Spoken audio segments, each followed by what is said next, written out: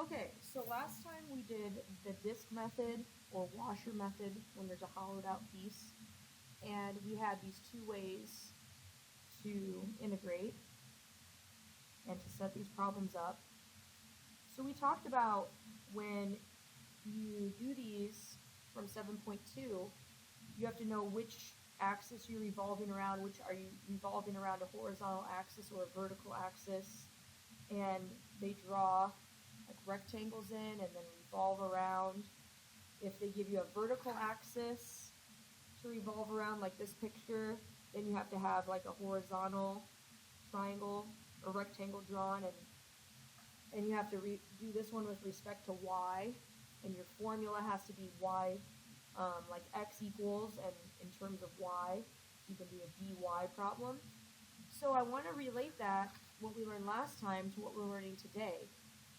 Sometimes it's easy to solve a problem for a lot of times, yeah, they give you y equals, but if you need to, you can get the problem x equals, so you can do this method with the dy.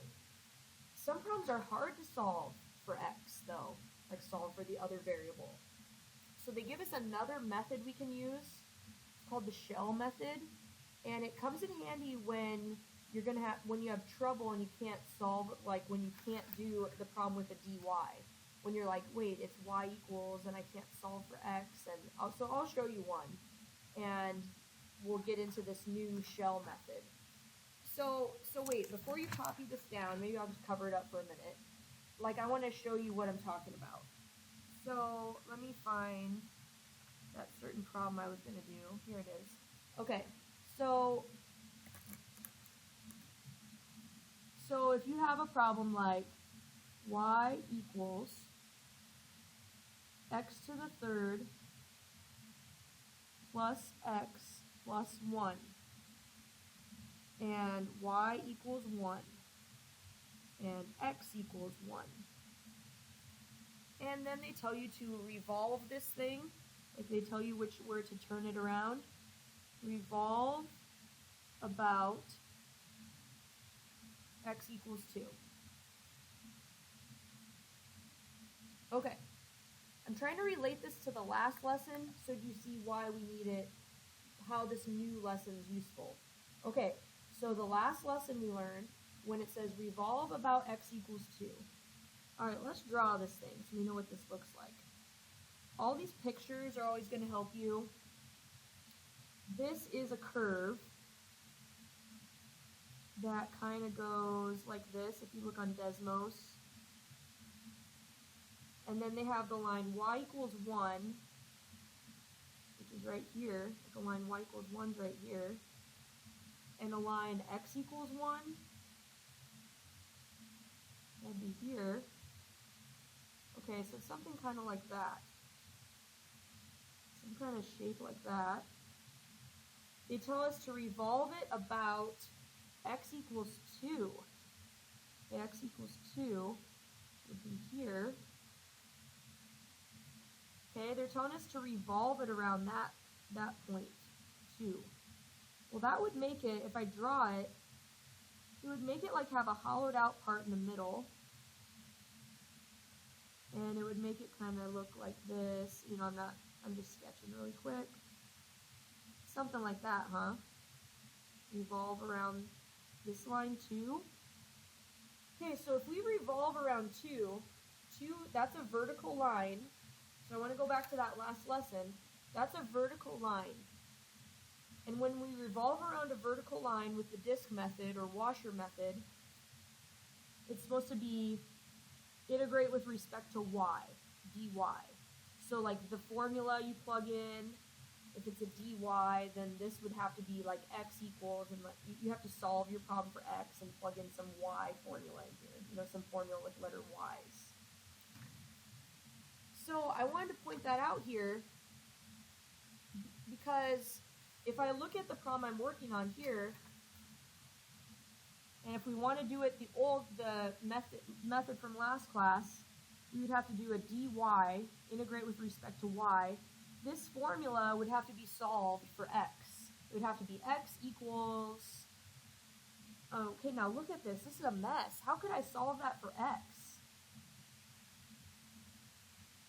you might be stumped, and I'm kind of like, ugh, I don't know, I'm kind of stumped too. Solve this for x? That's a polynomial function. That would take forever to solve for x. That's not, it's no good. You can't solve that for x. So that's why they have this new way. It's called the shell method. And the formula is slightly different because it's like thinking of this a different way. When we did the disk method, if it's vertical, we draw like sideways rectangles and then have these disks that we find the volume of. So when you're doing it this way, the shell method, they draw a vertical. I'll use my red pen. They draw, instead of doing it dy and going this way, they do a vertical one with dx, and they think of taking this red rectangle I just kind of highlighted and revolving it around. It would make like a cylinder, like a cylindrical shape. It'd make a cylinder. And the book draws, they have pictures in our book too. Shell method is like finding the area of these cylinders, or the volume. So see, they draw it, it's like cylindrical, thinking of cylinders. So it's a shell method, they call it in the book. And see, it's the volume of a shell, which is the volume of a cylinder, minus the volume of the air hole. And they do they kind of have all this, they show a lot of work in the book to try to show where these formulas are coming from. But yeah, it's the volume of a cylinder, and obviously there's a hole in the middle of the cylinder, so they say it's minus volume of the hole. They show this all algebraically, but what it boils down to is 2 pi times the average radius times the height times the thickness. And so, we could go into like a proof of where all this came from, but just to save time, just kind of go with it. They have the formula. They have it all worked out from the book by doing lots of, they have lots of variables, and they figured out the formula for it. It's basically boils down to 2 pi times an average radius times a height. Like we'll have to figure out the function for the height. So that's why they have like p. They put p of y or p of x, or an average radius. Then for height, they'll have h of y or h of x. And then the thickness is like change in y or change in x. So we're going to take our derivative, like integrate with respect to y or with respect to x.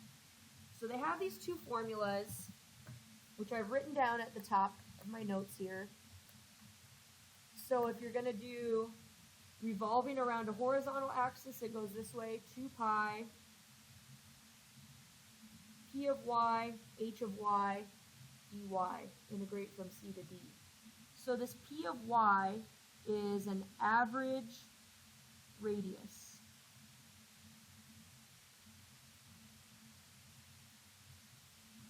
The h of y is going to be the height of these rectangles we draw. It's the height.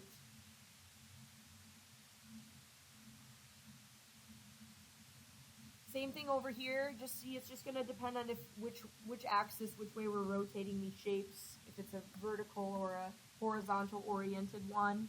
P of x is an average radius. So we're going to see what that is. And h of x is a height. Okay, so this one said to rotate around x equals 2, which is vertical. The line x equals 2 is a vertical line. So we're going to do our formula this way. So our problem is going to be v equals 2 pi. And then it's from point A to B. Okay, now I did the whole big drawing, but when we first started, it was just like we're kind of just focusing on this part. We're going to revolve this around, which makes it kind of like a mirror image. But yeah, if we just look at the first little part I drew of these functions, these functions went from 0 to 1. So we're integrating from 0 to 1, 0 to 1.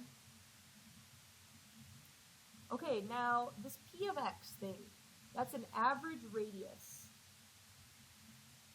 Okay, you have to go from the center of that revolution center where we're revolving around and think of the radius. How far is it from here over to here? Now, I drew a red rectangle in there. I could move that red rectangle over a little, move it closer. It's just you have to realize that's not in a set spot where this red rectangle is I drew in there. You know, I don't know if it's right at 0.5 or if it's at like 0.6 or 0.7. I can draw a little rectangle in there wherever I please. You just have to know it's an x value. It's located somewhere in there between 0 and 1.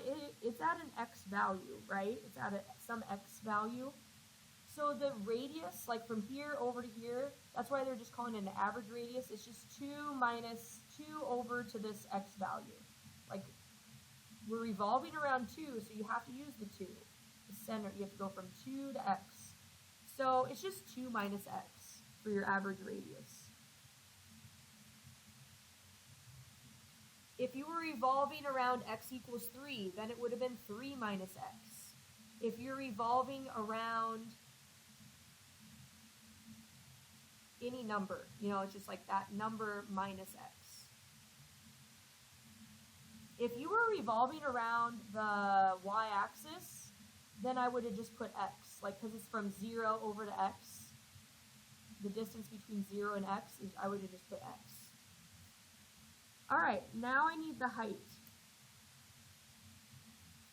The height is how tall this rectangle is right here. Well, we've done this before. A height is like how tall is that rectangle? That rectangle's touching this curve. It's touching it's like you have to know where the top of it is, where it's hitting, and where the bottom of the rectangle is hitting. The top of that rectangle is hitting the curve, which was x to the third plus x plus 1. But the bottom of this rectangle is not down at 0, it's at 1. So it's this x to the third plus x plus 1, and then minus this, then minus 1, minus where the bottom of it is. So it's x to the third plus x plus 1 minus 1.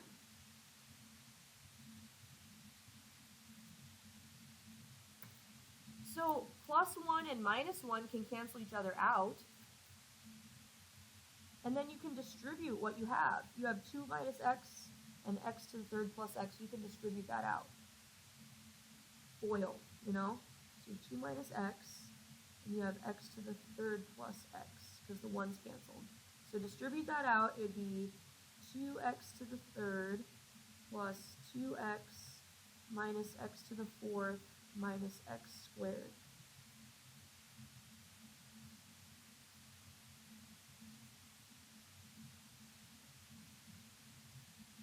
All right, now we integrate. So you add 1 to your power, divide by your new power, and it had a 2 in front. Now we're going to divide by 4, so it'll reduce. You can reduce these things. It'd be like x to the fourth over 2. Integrate this, add 1 to your power, and then divide by 2, so the 2's would cancel, so it'd just be x squared. This would be x to the fifth over 5. This would be x to the third over 3. Now we want to plug in the number 1 into that, because we're integrating and evaluating from 0 to 1. So now you can plug in 1 into all those. So I'd make it 1/2 plus 1 minus 1/5 minus 1/3. And do all that calculating. And let's see what we end up with. Let's see, 1/2, grab a calculator and figure this all out.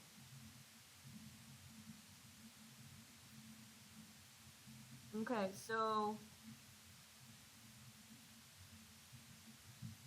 1/2 plus 1 squared is 1, minus 1/5, minus 1/3. I got 29/30ths. Then don't forget to times it by 2 pi. So it would come out to 29 pi over 15.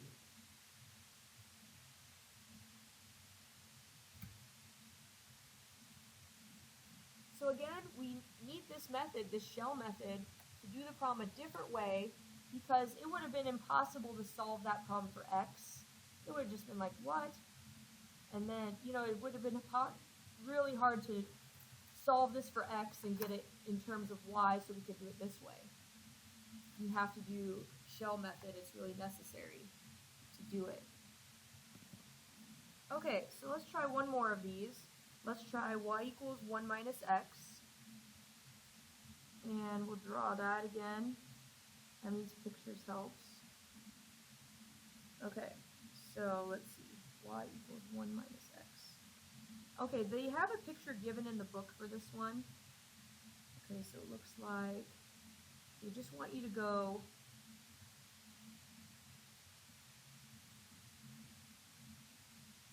from here over 1, 2, 3. Okay. So if you plug in 1, you get 0. You plug in 2 into this, 1 minus 2 is negative 1. And then if I plug in 3, it'd be negative 2. They actually just drew this much. This is problem 14 from the book, just so you know where I'm getting these problems from. Okay, this one has a picture, like I said, given in the book, and they're telling you to rotate it around the x-axis. So it's a horizontal one. See, like the last one we did, we rotated around 2, so we did it vertically. So I wanted to pick one that we could try a horizontal.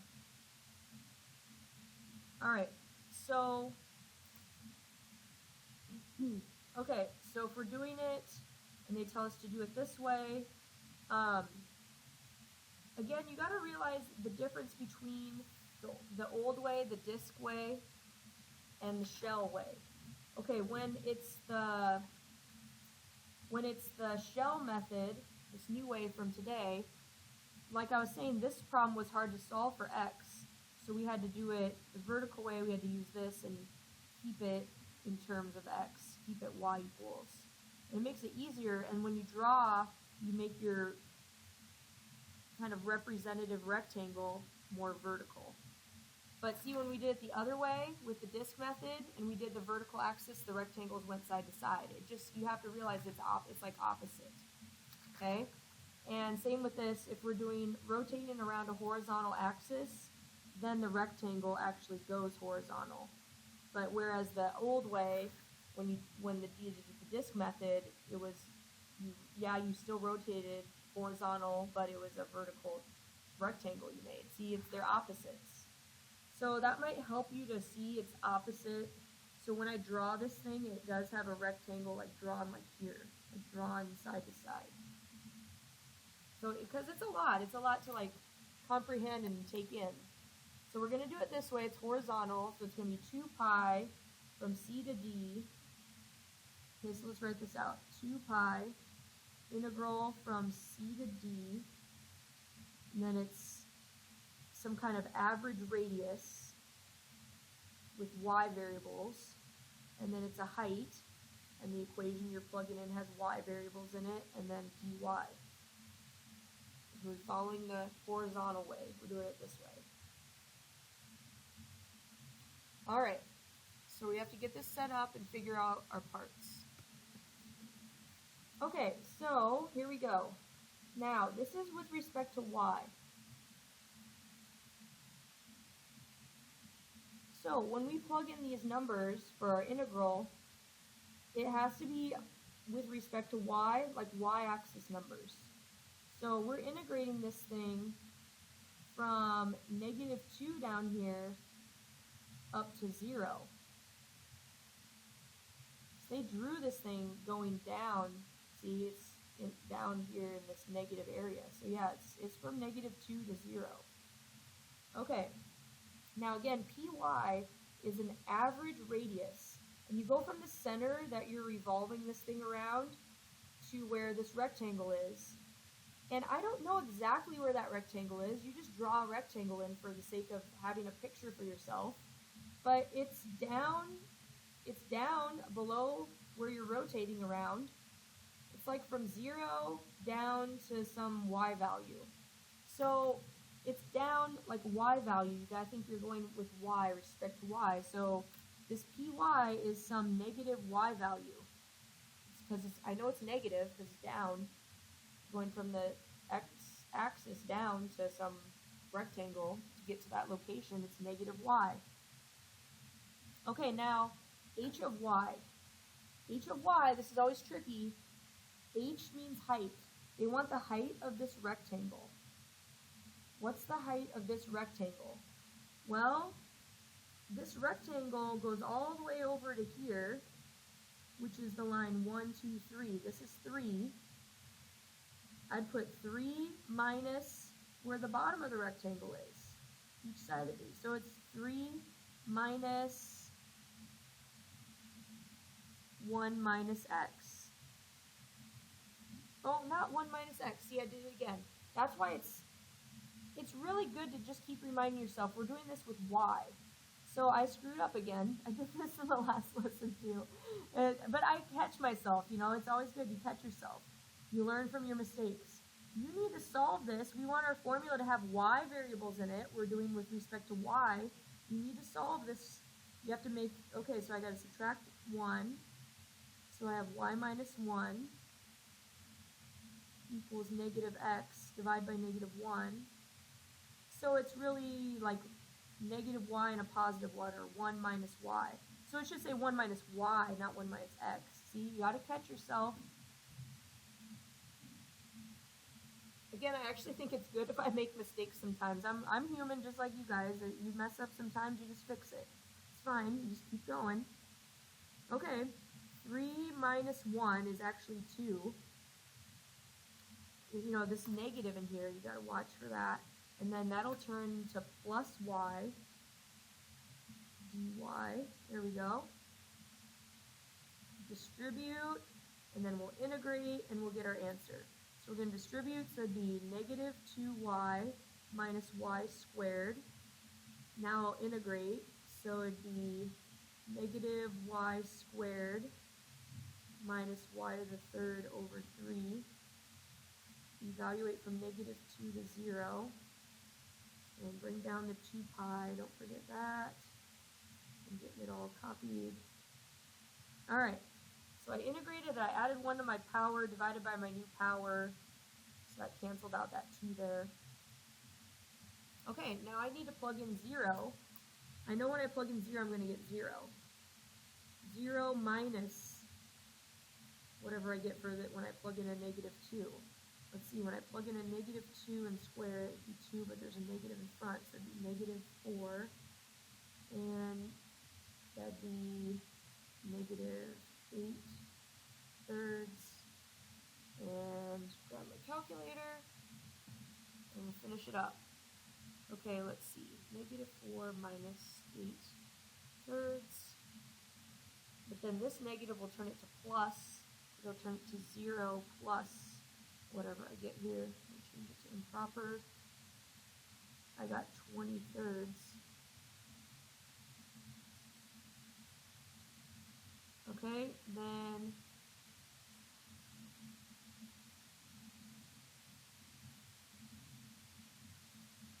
I got 2 pi here. Okay, let me check. Let me double check.